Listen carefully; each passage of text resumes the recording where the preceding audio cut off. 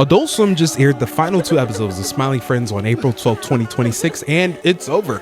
No, it wasn't canceled, not quietly shelved or pulled from streaming libraries in some cost-cutting purge. The creators just walked away on purpose at the exact moment when the show was about to hit its biggest peak since Rick and Morty. And I think that's one of the most intriguing stories in animation right now, because this isn't going to be the typical rise and fall story where the show went past its prime and jumped the shark. No, this is something much more rare. A show that was about to hit its 3rd season and hit its stride and its peak, and 2 guys looked at what they made and said, we're good.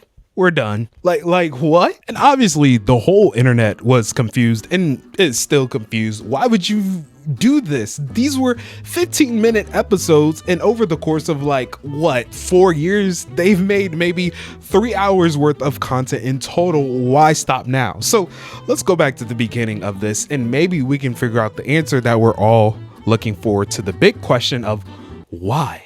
Now, Adult Swim has this tradition where every April Fool's Day, they air just the weirdest and most random thing with 0 warning. I love that they really embrace the weird. Last year, the TV Guide said Rick and Morty was about to come on, but then instead they premiered a full episode of Rick and Morty that was being performed as a play by live action actors.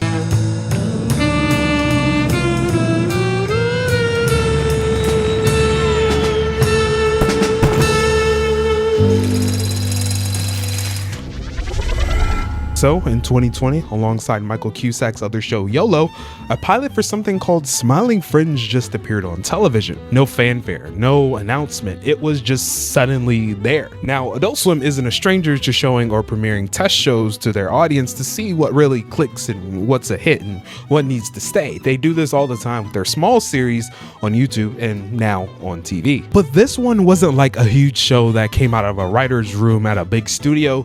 There was no development deal, no pitch meeting where executives asked if the tone was right for their demographic. It was made by 2 people, Zach Hadel, known online as Psychic Pebble, and Michael Cusack, an Australian animator who already built a following with YOLO, and both of them came up through Newgrounds. And if you know what Newgrounds is, you already understand exactly what kind of show this was going to be, and if you don't, well, let me tell you.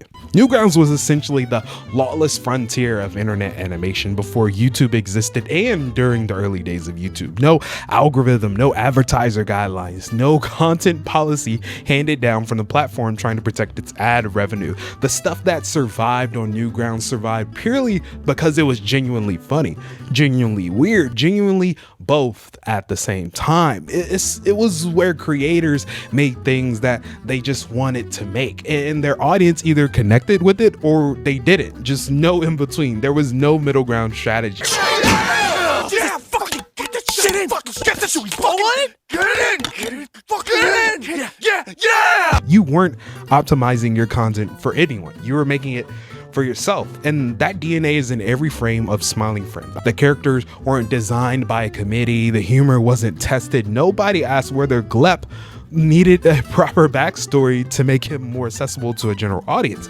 The whole premise of the show, a tiny company whose entire job is to make people smile. That's us, ma'am. Here to bring smiles and make the world a better place. That exists specifically so the writers could drop these characters into any and every situation imaginable and just go. And then they went, and then this happened, and then that happened. The pilot aired, the mainstream didn't know what to do with it. The humor was chaotic, transgressive, aggressively internet in a way that is really hard to explain to someone who just didn't grow up in that world. But the people who did grow up in that world, they recognized it immediately. This was their new show. It was my new show. It was built the exact same way that their shows were always built, just somehow on actual television now instead of just the internet, which was amazing. So Adult Swim, of course, ordered a full season of Smiley Friends in May 2021. It premiered on January 10, 2022, and the reception confirmed everything that the pilot has suggested. Critics compared it to Aqua Teen Hunger Force, which at Adult Swim is a compliment of the highest degree. I think we can all agree to that. I mean, the New York Times covered it, the fan base grew, the subreddit stacked over 200,000 members. The show was pulling real numbers for what was originally supposed to be just a weird niche thing they aired late night on a cable block most people probably were sleeping for. And here's the thing about Smiley Friends that I think most people underestimate. The show never tried to be bigger than it was. Honestly, half the time it feels like it's not trying at all, but that's part of the fun and the humor. Okay, well, shoot. Let me see. If you can't think of anything, Dad, you've already... You chose the worst time to go. You chose the worst time to go. We know. We know. Yeah, we know. We can figure this out on ourselves. We're just wondering, and obviously, yeah. It stayed small on purpose. 15-minute episodes, a cast of 5 main characters, a premise that was intentionally contained. It wasn't trying to build or expand on a universe. It wasn't setting up mythological arcs. It was just constantly and relentlessly funny in its very own specific way. That restraint is actually hard to maintain when a show starts getting popular. There's always pressure from either like networks or agents, the business side of things, to scale things up. More episodes, more guest stars, more crossover potential, more merchandise, and more shows. But most shows, even good ones, eventually start bending towards that pressure in ways that quietly change what they are. You don't always notice it when it's happening until the show is already different and past its prime. But Smiley Friends never been to that, and maybe it didn't have time to bend to that. Season 2 came out in April 2024 and pulled more viewers than season 1, of course, and it was still the same show, still weird in the same exact ways, and it still felt like it was made by 2 people who knew exactly what they wanted to make and didn't need anyone's permission to do so, except Adult Swim, who gave them all the money to do so. But by October 2025, season 3 had started airing, and this is where things got really interesting, because by this point of the show's trajectory was undeniable. The Simpsons had already parodied it, and you can have a lot of opinions on where the Simpsons is on this stage of their run. They are way past their prime, but hey, it is still making money, so it is still a show. But that just shows that they cleared a certain cultural threshold. I got a sweet hot tub in the back you can chill out in, and I got Super Monkey Ball for the GameCube. Oh, I love Super Monkey Ball. Dude, you like Super Monkey Ball? Pim.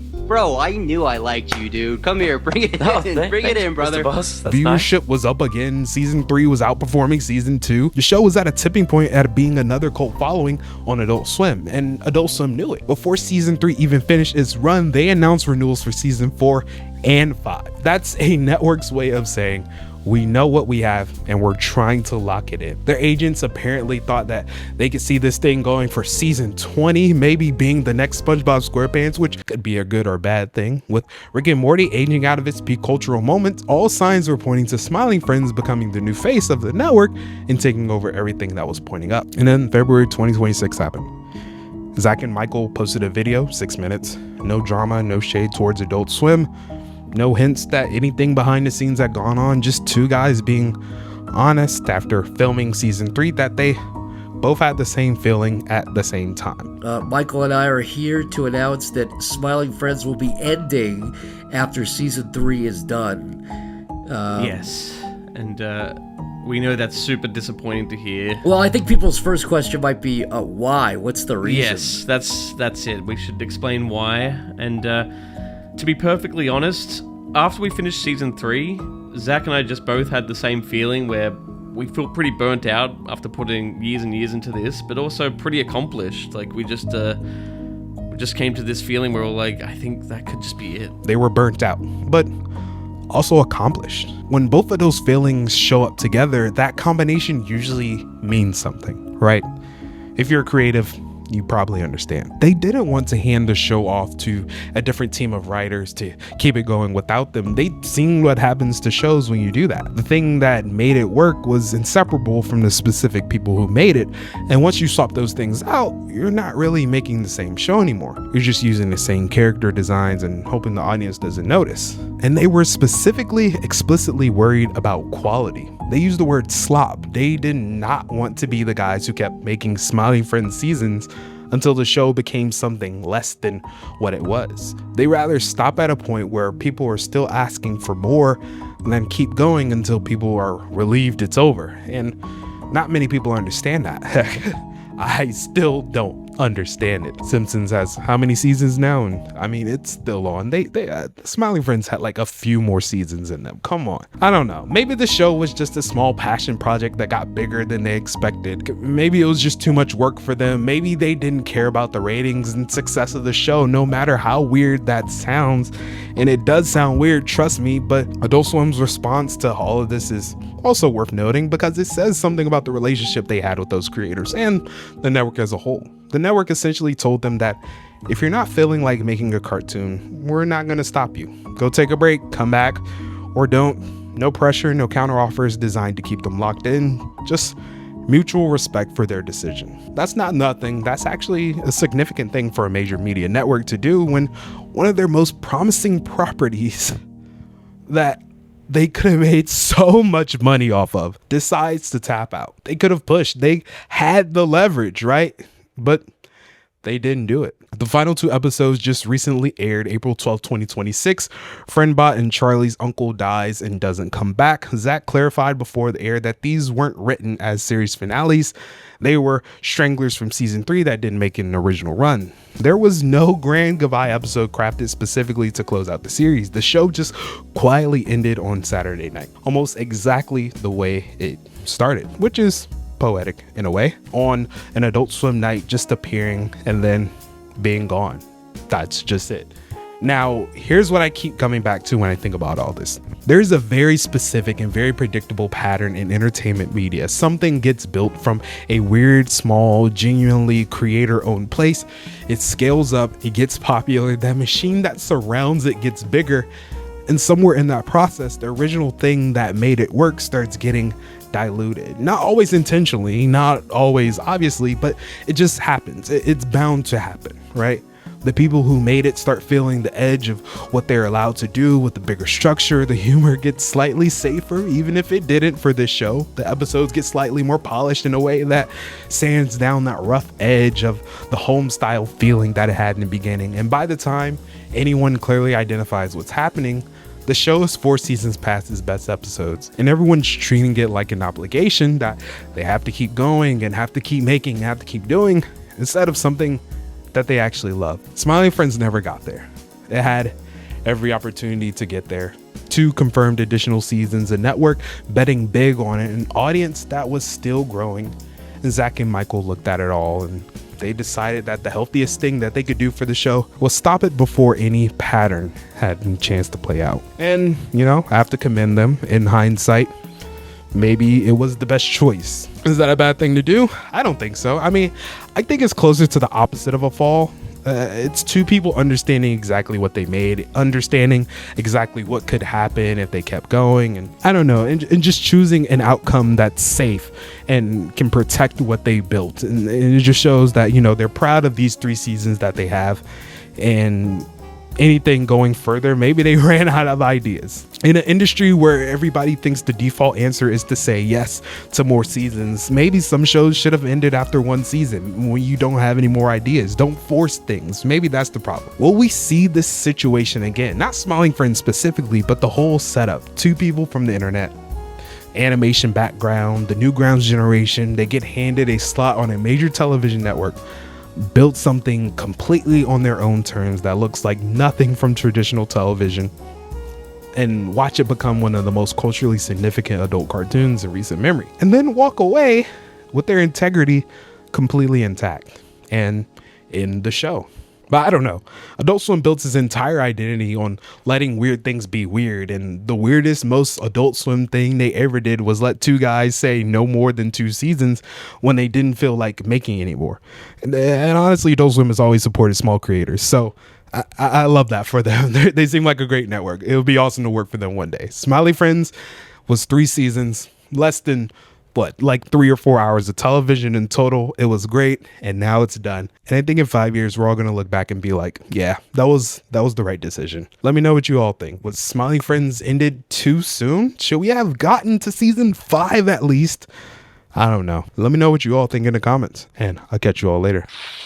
Wait. Woohoo! The Smiling Friends are back! I thought I already was a smiling friend.